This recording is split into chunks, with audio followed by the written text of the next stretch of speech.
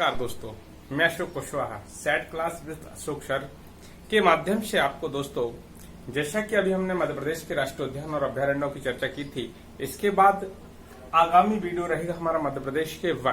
तो दोस्तों देखेंगे मध्य प्रदेश के वन के बारे में हम विस्तृत चर्चा करेंगे। जैसा कि जानते हैं वन अर्थात फॉरेस्ट होता क्या है दोस्तों। तो वनों से तात्पर्य एक ऐसा व्यापक क्षेत्र होता है दोस्तों, जहां पर वृक्षों के द्वारा जो पूर्णतः आच्छादित होता है। दोस्तों क्या करना, एक ऐसा क्षेत्र जो पूर्णतः वनों के द्वारा आच्छादित हो, अर्थात ढका हुआ क्षेत्र जहां पर क्या पाए जाते हैं दोस्तों, वृक्ष पाए जाते हैं, उसे हम वन या फॉरेस्ट लैंड कहते हैं दोस्तों। क्लियर हुआ। इसके बाद दोस्तों यहाँ पर एक बात और निकल के आती है वनों के बारे में कि मध्य प्रदेश एक ऐसा समृद्ध प्रदेश है वनों की दृष्टि से, जो देखिए समृद्धता की दृष्टि कैसे देखी जाती है, वनों के आधार पर भी देख सकते हैं, वन्य जीवों के आधार पर भी देखते हैं, और प्राकृतिक संसाधन अर्थात मध्य प्रदेश में वन के बाद वन्य जीव और प्राकृतिक संसाधन के रूप में समृद्ध राज्य के रूप में अर्थात हम कह सकते हैं कि मध्य प्रदेश एक वन संपदा की दृष्टि से। तो दोस्तों हम देख सकते हैं कि मध्य प्रदेश वन संपदा की दृष्टि से संपन्न प्रदेश है। क्या है दोस्तों, संपन्न राज्य। क्लियर दोस्तों। इसके बाद जैसा कि वो भी मैंने कहा था कि समृद्धता की दृष्टि है वन्य जीव, इसके बाद वन्य जीव और प्राकृतिक संसाधन, इनके आधार पर यह समृद्ध है, और समृद्ध होने के कारण एक संपदा की दृष्टि से प्रमुख राज्य की दृष्टि में समृद्ध राज्य के संपन्न और समृद्ध ही बोल सकते हैं। क्लियर दोस्तों, ये बात हुई। इसके बाद मैंने फॉरेस्ट की डेफिनेशन बना दी। वनों द्वारा आच्छादित, वनों अर्थात वृक्षों द्वारा आच्छादित या ढका हुआ दोस्तों, क्या हो, आच्छादित या ढका हुआ क्षेत्र क्या कहलाता है दोस्तों, वन अर्थात फॉरेस्ट कहलाता है। क्लियर दोस्तों। अब बात करते हैं हम दोस्तों मध्य प्रदेश के बारे में।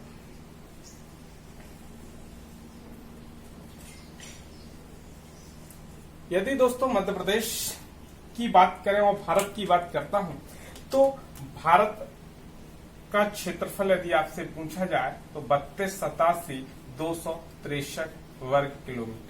क्लियर दोस्तों। यदि भारत का क्षेत्रफल पूछा जाए कितना है दोस्तों, 32,87,263 किलोमीटर। यदि एमपी का पूछा जाता है 308,252 अर्थात 3,08,252 वर्ग किलोमीटर। अब ये क्वेश्चन आता है कि टोटल क्षेत्रफल मध्य प्रदेश का 3,08,252 या 3,08,252 वर्ग किलोमीटर है, और भारत का क्षेत्रफल कितना है दोस्तों, टोटल दिया गया। यहां से क्वेश्चन दोस्तों बनता है कि आपने देखा होगा क्वेश्चन पेपर में पूछा जाता है कि मध्य प्रदेश भारत का सर्वाधिक वन आच्छादित राज्य है। देखिए क्षेत्रफल के आधार पर यदि पूछा जाए, क्षेत्रफल के आधार पर मध्य प्रदेश भारत का क्या है, सर्वाधिक। कैसा, मध्य प्रदेश जो राज्य है वह भारत का सर्वाधिक क्षेत्र पर वन आच्छादित राज्य है, वन आच्छादित राज्य। क्लियर दोस्तों। ये भी आपको याद रखना, यदि आ जाए कि क्षेत्रफल की दृष्टि से सबसे अधिक वन किस राज्य में पाए जाते हैं, तो दोस्तों कहां पर पाए जाते हैं, मध्य प्रदेश में पाए जाते हैं। अब यहां से क्वेश्चन पूछा जा सकता है दोस्तों आपसे पेपर में कि टोटल है 32,87,263 और मध्य प्रदेश का 3,08,252 वर्ग किलोमीटर, जिसमें से मध्य प्रदेश के 94,689 वर्ग किलोमीटर क्षेत्र पर क्या पाया जाता है दोस्तों, वन पाया जाता है। क्लियर। ये आता है कि किस आधार पर हो, तो कवर क्षेत्र के आधार पर है दोस्तों। किस क्षेत्र के आधार पर है, कवर क्षेत्र के आधार पर, ये याद रखना। और इसकी तुलना में यदि प्रतिशत में पूछा जाता है तो 30.2%। ये भी पूछ लिया जाता है कि मध्य प्रदेश के कितने प्रतिशत भाग पर वन क्षेत्र पाया जाता है, तो प्रतिशत में आ जाएगा दोस्तों, तो 30.72% है दोस्तों। यदि क्षेत्रफल की दृष्टि से पूछा जाएगा कि मध्य प्रदेश के कितने क्षेत्रफल पर वन है, तो दोस्तों वन की बात कही जाएगी तो 94,689 वर्ग किलोमीटर पर भारत में, मध्य प्रदेश में वन पाए जाते हैं। क्लियर हुआ दोस्तों। तो दोस्तों ये तो बात हुई थी कि यदि प्रतिशत के रूप में पूछा जाएगा तो 30.72% है, और क्षेत्रफल में पूछा जाएगा मध्य प्रदेश का तो 94,689 वर्ग किलोमीटर। दोस्तों एक तुलना फिर पूछी जाती है कि भारत के क्षेत्रफल का कितना प्रतिशत है, तो भारत के क्षेत्रफल का पूछा जाएगा तो 12.4% मध्य प्रदेश में वन पाए जाते हैं। कि भारत के क्षेत्रफल का कितने प्रतिशत है दोस्तों, तो 12.4% है। मध्य प्रदेश के क्षेत्रफल का पूछा जाएगा तो 30.72% है दोस्तों। और प्रतिशत निकालना तो दोस्तों जानते हैं कि जो मध्य प्रदेश का क्षेत्रफल दिया है वन क्षेत्रफल उसको ऊपर रखेंगे, बटे में टोटल क्षेत्रफल रखेंगे और इंटू आप 100 से प्रतिशत में निकाल सकते हैं दोस्तों। क्लियर दोस्तों। दोस्तों अगला टॉपिक इसी में रहेगा वन स्थिति रिपोर्ट। क्या है दोस्तों, वन स्थिति रिपोर्ट क्या था। अब दोस्तों हाल ही में वन स्थिति रिपोर्ट 2019 रिपोर्ट जारी कर दी गई है। कौन सी दोस्तों, स्थिति रिपोर्ट। यहां से क्वेश्चन आता है दोस्तों, ये रिपोर्ट क्या करती है, तो वनों की गणना करती है दोस्तों। वनों के क्षेत्रफल के बारे में रिपोर्ट जारी करती है। और सर्वप्रथम यदि बात कही जाए कि प्रथम वन रिपोर्ट कब जारी की गई थी, तो सर्वप्रथम वन रिपोर्ट 1987 में की गई थी। या पहली वन रिपोर्ट की बात की जाए, पहली वन रिपोर्ट। क्लियर दोस्तों, एक क्वेश्चन तो यही बनेगा। और अभी हाल ही में कौन सी 2019 में की गई, एक कौन से नंबर की है, 16वीं वन रिपोर्ट है दोस्तों। क्लियर हुआ। यदि आ जाए कि भारत की जो वन रिपोर्ट है दोस्तों और वन स्थिति रिपोर्ट अभी कौन से नंबर की गई है, 16वें नंबर की गई है। पहली कब की गई थी, तो पहली आपकी की गई थी 1987 में। एक कितने वर्ष के अंतराल में की जाती है दोस्तों, 2 वर्ष के अंतराल में। ये भी पूछा जा सकता है दोस्तों, 2 वर्ष के अंतराल में, प्रति 2 वर्ष में ये वन रिपोर्ट जारी की गई है। इसके पहले 2017 में वन रिपोर्ट जारी की गई थी दोस्तों। अभी हाल ही में 2019 में वन रिपोर्ट। अब दोस्तों भारत की जो वन रिपोर्ट है उसके बारे में भी थोड़ा बेसिक चर्चा करूंगा कि भारत को भी 3 भागों में, जैसे आपने पढ़ा था कि 32,87,263 वर्ग किलोमीटर क्षेत्रफल है और इसके कितने भाग पर दोस्तों वन है, तो ये भी आपसे क्वेश्चन पूछा जा सकता है। 807,263। क्लियर दोस्तों, सॉरी 263 नहीं, 276 की बात कहेगी। क्लियर दोस्तों, ये याद रखो।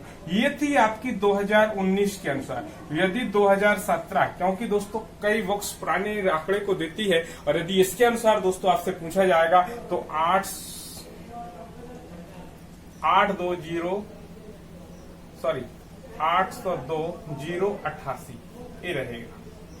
क्लियर दोस्तों, तो ये यदि आपसे पूछी जाए 17 के अनुसार आपकी रिपोर्ट क्या होगी, तो 8,02,088 वर्ग किलोमीटर, और यहाँ पर क्या होगी 7,276। तो ये बढ़ चुका है प्रतिशत। यदि आ जाए 17 से आपका अभी वन क्या हुआ है, बढ़ा हुआ क्षेत्रफल। तो ये हुई आपकी। इसके अनुसार कुल वनावरण पूछा जा सकता है, कुल वनावरण और वृक्षावरण।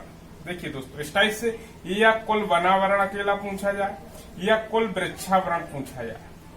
देखिए दोस्तों ये 3 टाइप से क्वेश्चन आपसे पूछा जा सकता है कि भारत का कुल वनावरण और वृक्षावरण कितने प्रतिशत है दोस्तों, तो ये आ सकता है 24.56%। एक किस रिपोर्ट के अनुसार है दोस्तों, 2019 की रिपोर्ट के अनुसार है।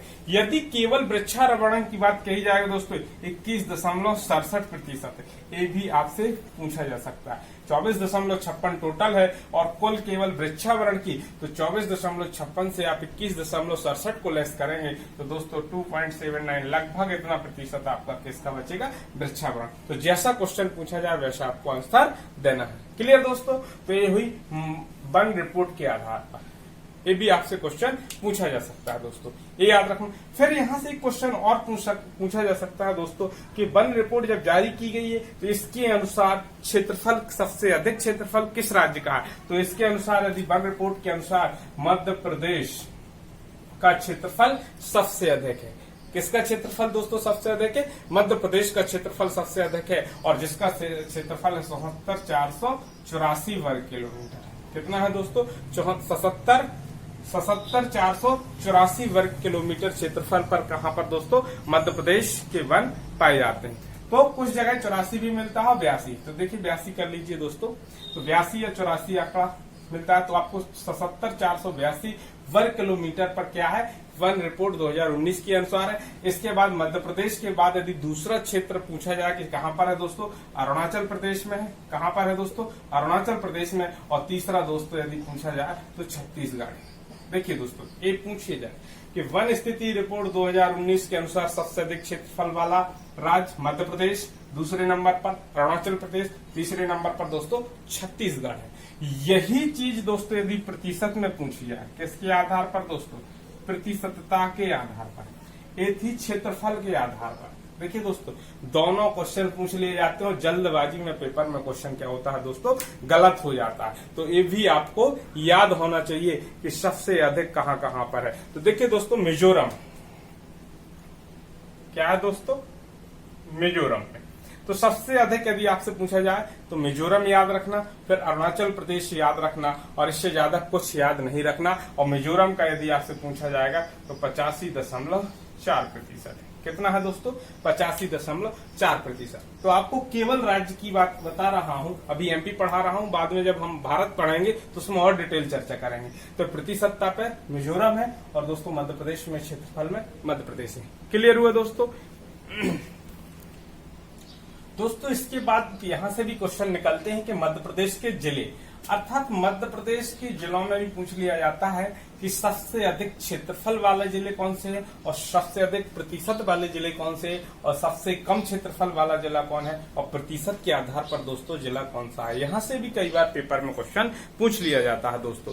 तो इस प्रकार से क्वेश्चन यदि आ जाए तो आपको देखना है, केवल हमें पहला याद रखना। यदि और डिफिकल्ट जब पेपर बनाता है दोस्तों, तब वहां पर हमें क्रम याद रखना पड़ता है कि फर्स्ट, सेकंड, थर्ड और फोर्थ, फाइव, ये आरोही क्रम में या अवरोही क्रम में, अर्थात बढ़ते से घटते क्रम में जमाइए या घटते से बढ़ते क्रम में जमाइए। जब दोस्तों इस प्रकार से क्वेश्चन पूछे जाएंगे तो ये चीज फिर हमें पूरे पांचों याद करना पड़ेंगे। तो सबसे पहली प्राथमिकता दोस्तों होनी चाहिए पहला याद रखना। यदि क्षेत्रफल की दृष्टि से आपसे क्वेश्चन पूछा जाए दोस्तों कि क्षेत्रफल के आधार पर मध्य प्रदेश का सबसे अधिक क्षेत्रफल वाला जिला कौन सा है दोस्तों, बालाघाट है। कौन सा है दोस्तों, बालाघाट, जिसका क्षेत्रफल 4,934 वर्ग किलोमीटर है।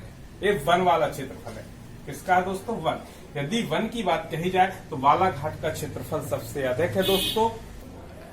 और यदि दोस्तों न्यूनतम क्षेत्रफल की बात कही जाएगी तो दोस्तों कौन सा है, न्यूनतम क्षेत्रफल में उज्जैन जिला है, जिसका क्षेत्रफल मात्र कितने वर्ग किलोमीटर में बने, 27 वर्ग किलोमीटर में। तो दोस्तों पहली दो कंडीशन याद रखना, बालाघाट अधिकतम के लिए, न्यूनतम के लिए हमारा उज्जैन है। और यहाँ प्रतिशत में भी सेम वही है, बालाघाट ही क्षेत्रफल में अधिक है तो आपका प्रतिशत में भी अधिक है, उज्जैन में कम है। तो यहाँ भी प्रतिशत कितने प्रतिशत भाग पर है, 50% से भी अधिक, अर्थात 53.46% भाग पर दोस्तों प्रतिशत के आधार पर वन है। और यदि उज्जैन में पूछा जाएगा तो 0.44% पर है। कितने पर है दोस्तों, 0।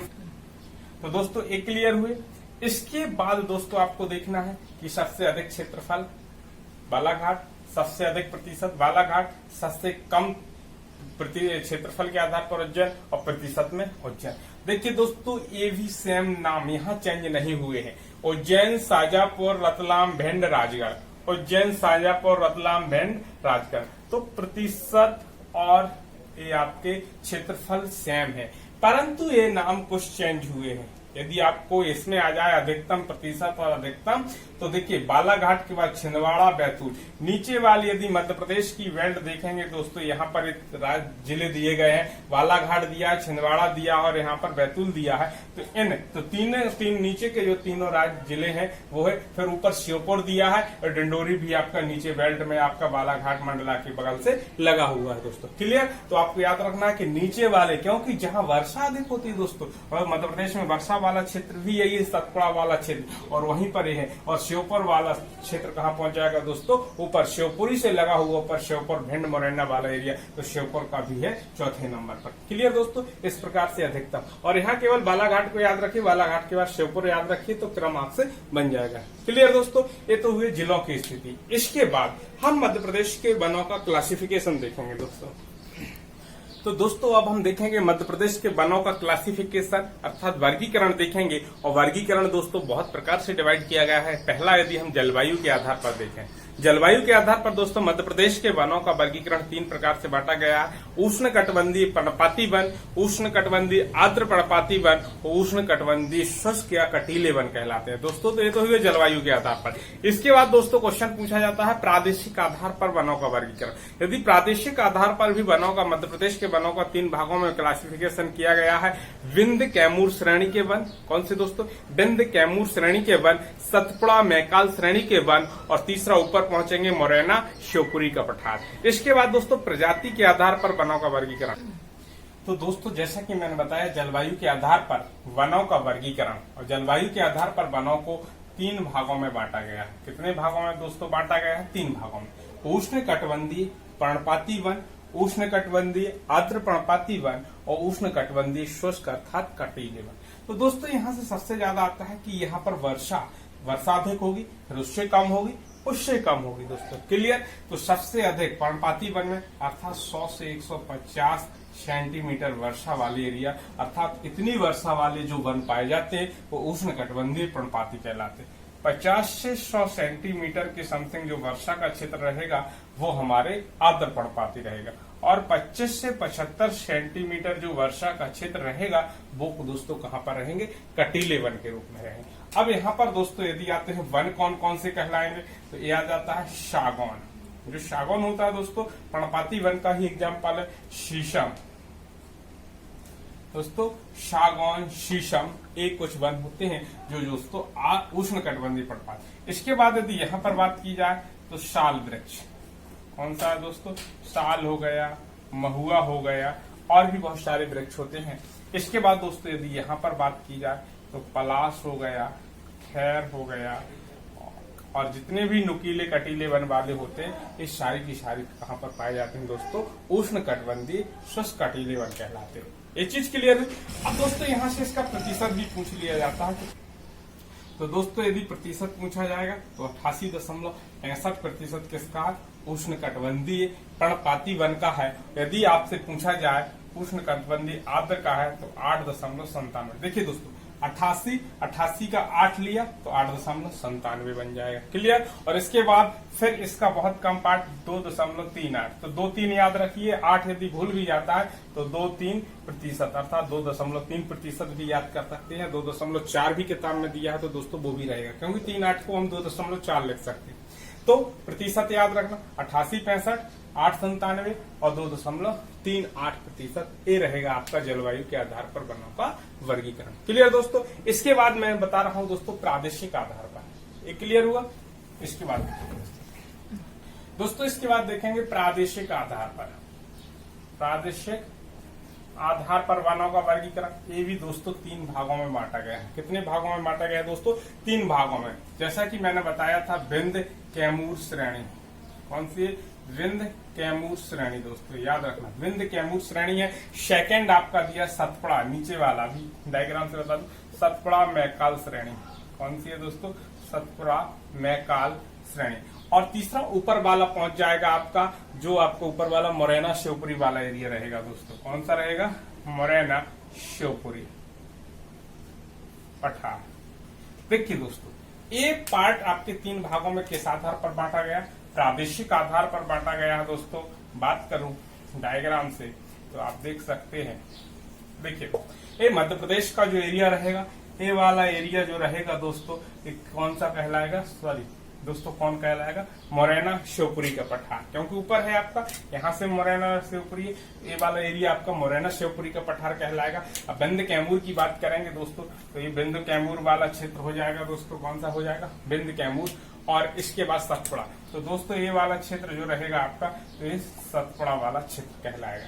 क्लियर दोस्तों? यदि आपसे पूछा जाए प्रादेशिक आधार पर कितने भागों में मध्य प्रदेश को बांटा गया? 3 भागों में बांटा गया, बिंद कैमूर श्रेणी, सतपुड़ा मैकाल श्रेणी और मोरैना शिवपुरी वाला। क्लियर दोस्तों? इसमें कभी कभी जिले भी नॉर्मल पूछ लिए जाते हैं, तो आपको जिला यहाँ तो क्लियर ही है, शिवपुरी दिया ही है, भिंड और मोरैना मुख्य रूप से 3 जिले में है। क्लियर दोस्तों? यदि बिंद कैमूर श्रेणी में भी पूछा जाएगा दोस्तों तो इनका भी आपको याद रखना, मुख्य रूप से जो आपका दमोह का क्षेत्र लगा है, सागर का क्षेत्र लगा है, कुछ कटनी का भी एरिया मिल जाएगा दोस्तों, क्लियर दोस्तों। ए वाला एरिया जो रहेगा, यहाँ से इसको ऐसा भी कह सकते हैं कि ए वाला एरिया। क्लियर। तो दमोह सागर कटनी वाला भाग, यहाँ जिले पर्टिकुलर पूछ लिया। और यदि यहाँ पर दोस्तों पूछा जाता है, यदि ये वाला पार्ट है तो सिवनी छिंदवाड़ा बालाघाट वाला, सिवनी छिंदवाड़ा और बालाघाट।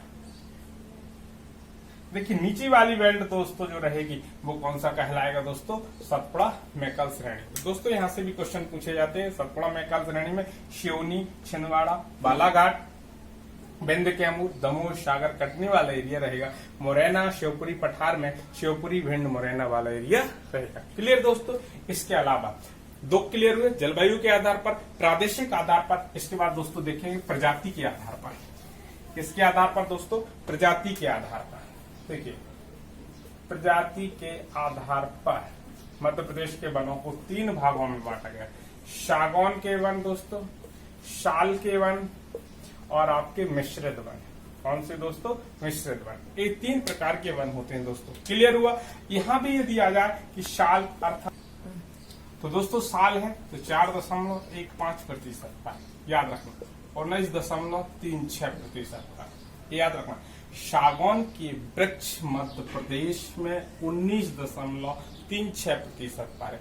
साल के वृक्ष की चर्चा करेंगे दोस्तों 4.15% भाग पर। यदि मिश्रित वनों की बात करेंगे दोस्तों तो 58.49% भाग में। और इसके अलावा जो शेष भाग बचता है दोस्तों वो खुला क्षेत्र कहलाता है या रिक्त क्षेत्र कहलाता है, और उसका प्रतिशत लगभग 18% है दोस्तों। कितना प्रतिशत है, 18%। तो ये याद रखना दोस्तों, प्रजाति के आधार पर 3 प्रकार के वन बांटे गए हैं। सागौन के वन, साल के वन और मिश्रित प्रकार के वन। इनका क्षेत्रफल पूछा जा सकता है और खुला क्षेत्र भी पूछा जा सकता है। क्लियर दोस्तों। इसकी डिटेल चर्चा में मध्य प्रदेश की वन उपज के बारे में चर्चा करूंगा। सागौन वन कौन कौन से, कौन सी प्रजाति के, साल वृक्ष क्या है, कैसे होती है, तो इसको हम वन उपज के अंतर्गत पढ़ेंगे। इसके बाद दोस्तों जो अगला पार्ट है कि प्रशासनिक आधार पर, ये बहुत इंपोर्टेंट है दोस्तों। यहां से पेपर में क्वेश्चन बनता है प्रशासनिक आधार पर वनों का वर्गीकरण। आधार पर वनों का वर्गीकरण। देखिए दोस्तों यहां से क्वेश्चन बनेगा, 3 भागों में बांटा गया है। कितने भागों में बांटा गया है दोस्तों, 3 भागों में। आरक्षित वन, संरक्षित वन और अवर्गीकृत वन। कौन से दोस्तों, अवर्गीकृत वन। देखिए दोस्तों ये बहुत इंपोर्टेंट है कि मध्य प्रदेश को प्रशासनिक वनों के आधार पर 3 भागों में बांटा गया, आरक्षित, संरक्षित, अवर्गीकृत।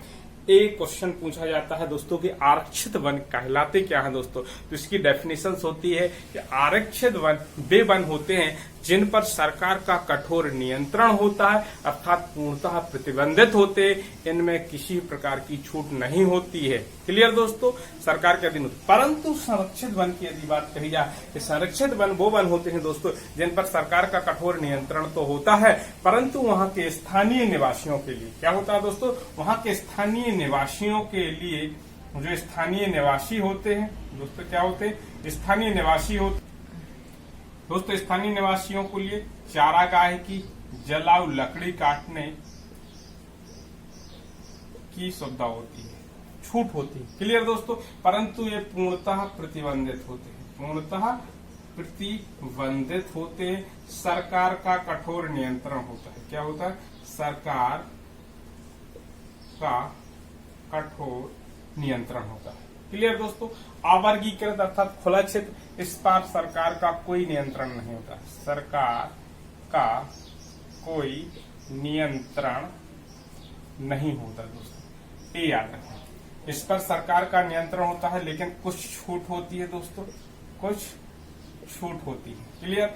इस पर पूर्णतः प्रतिबंध होता है, इस पर सरकार का कोई नियंत्रण नहीं रहता। लेकिन दोस्तों यहां से जो क्वेश्चन पूछे जाते हैं प्रतिशत, पहले का प्रतिशत दोस्तों, अब यहाँ थोड़ा तुलना करेंगे हम दोस्तों मध्य प्रदेश के और भारत के आंकड़ों की। तो यदि 65.36% यदि पूछा जाए आरक्षित वन क्षेत्र है, कितना है दोस्तों, 65.36। इसका 36 से थोड़ा कम करेंगे 32, क्या है, तो दोस्तों यहाँ पर 32.84, क्या है दोस्तों, 32.84 है। और फिर 1.8%। देखिए दोस्तों ये है मध्य प्रदेश। यहीं पर यदि फिर बात करते हैं दोस्तों भारत की 53%, 29% और 18%, ये भारत के आंकड़े हैं दोस्तों। यदि यही चीज आपसे पूछ ली जाए कि भारत में प्रशासनिक आधार पर जो वनों का वर्गीकरण है, तो भारत में आरक्षित वनों की प्रतिशत 53% है और आपका 29% आपका संरक्षित वनों का है और 18% दोस्तों किसका है, वर्गीकृत। लेकिन मध्य प्रदेश में आरक्षित वनों का प्रतिशत 65.36% है, संरक्षित का 32.84% है और 1.8% है। क्लियर दोस्तों। इनका आपसे क्षेत्रफल भी पूछा जा सकता है। यदि मध्य प्रदेश के बारे में आपको पढ़ना है तो दोस्तों यहाँ का क्षेत्रफल 61,886 वर्ग किलोमीटर। दोस्तों इसका क्षेत्रफल भी याद रखना। यदि ये 31,098 वर्ग किलोमीटर आपका दोस्तों किसका रहेगा, ए याद रखना।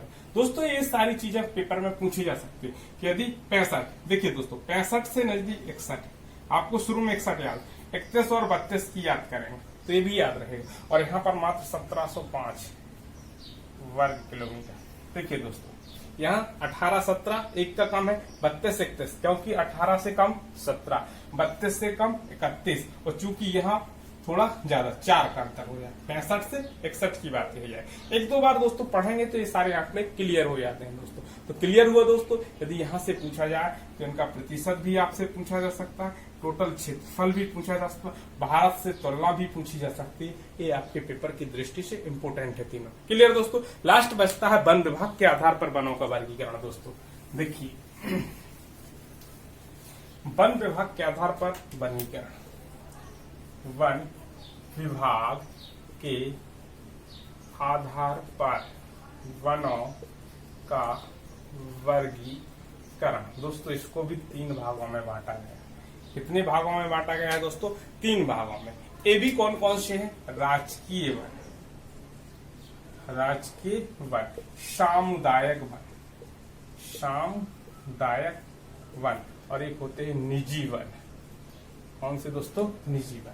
इनके बारे में भी चर्चा करेंगे दोस्तों कि 3 प्रकार से बांटा गया है कि वन विभाग के आधार पर वनों का वर्गीकरण, राजकीय वन, सामुदायिक वन और निजी वन की बात की। सरकार का पूर्ण रूपेण नियंत्रण, सरकार का पूर्ण रूपेण नियंत्रण। क्लियर हुआ दोस्तों। इसके बाद इसमें किसका नियंत्रण होता है दोस्तों, नगर निगम, नगर पालिका, नगर पंचायत और जिला परिषद। देखिए दोस्तों जो सामुदायिक वन होते हैं उन पर नगर निगम, नगर पालिका, नगर पंचायत, जिला परिषद प्लस हमारी ग्राम पंचायतों के अधीन जो वन होते हैं उन्हें हम कौन से वन कहते हैं दोस्तों, सामुदायिक वन कहलाते हैं। कौन से वन, जिन पर सरकार का पूर्ण नियंत्रण होता है दोस्तों, वो कौन होते हैं दोस्तों, राजकीय वन होते हैं। जो